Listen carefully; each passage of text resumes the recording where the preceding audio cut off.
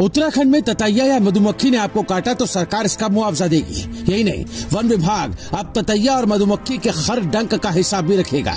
जी हाँ, ये सब उत्तराखंड वन विभाग की उस संशोधित नई नियमावली के कारण हुआ जिसमें मानव वन्य जीव संघर्ष के तौर पर लोगों को मिलने वाली राहत राशि के लिए ततैया और मधुमक्खी को भी शामिल किया गया है। उत्तराखंड में क्यों हुई ये पहल और कैसे होगी राहत, आइए अब आपको समझाते हैं। उत्तराखंड में ततैया या मधुमक्खी के काटने का हर्जाना धामी सरकार भरेगी। खुद मुख्यमंत्री पुष्कर सिंह धामी के सुझाव पर प्रदेश में इस नई पहल को शुरू किया गया है। खास बात यह है कि उत्तराखंड वन विभाग ने इसके मद्देनजर नियमावली में संशोधन भी किया है। ततैया या मधुमक्खी के काटने पर मिलने वाली राहत रकम भी तय कर ली गई है। दरअसल ततैया और मधुमक्खी को मानव वन्य जीव संघर्ष के दायरे में लाया गया है। यानी उत्तराखंड में टाइगर, लेपर्ड, भालू या एलिफेंट के साथ होने वाले संघर्ष की तरह ही ततैया और मधुमक्खी को भी विशेष वरीयता दी जाएगी। इतना ही नहीं, उत्तराखंड वन विभाग इसका खाका तैयार कर होने वाली घटनाओं पर भी न केवल नजर रखेगा बल्कि इसे कम करने के लिए भी विशेष प्रयास किए जाएंगे।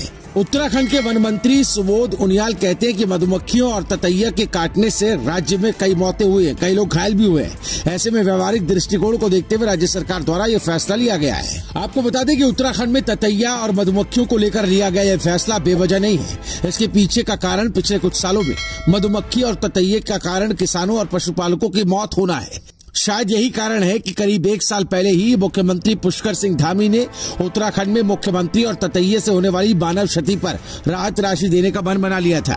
हम आपको ऐसी कुछ घटनाएं बताते हैं जिसमें मधुमक्खी और ततैये के काटने से मौत हुई है। साल 2022 में अकेले पिथौरागढ़ में हुई थी 3 लोगों की मौत। राज्य में साल 2022 में 6 लोगों ने मधुमक्खी और ततैये के काटने से गंवाई जान। चंपावत, टिहरी और बागेश्वर जिले में भी हुई थी मौतें। 2022 में 6 से ज्यादा लोग मधुमक्खी और ततैये के काटने से हुए थे घायल। अमेरिका समेत दुनिया के तमाम देशों में मधुमक्खी और ततैया बनती है लोगों की मौत की वजह। सीएम धामी ने लोगों के अनुरोध पर करीब 1 साल पहले ही पिथौरागढ़ में राहत देने की घोषणा कर दी थी।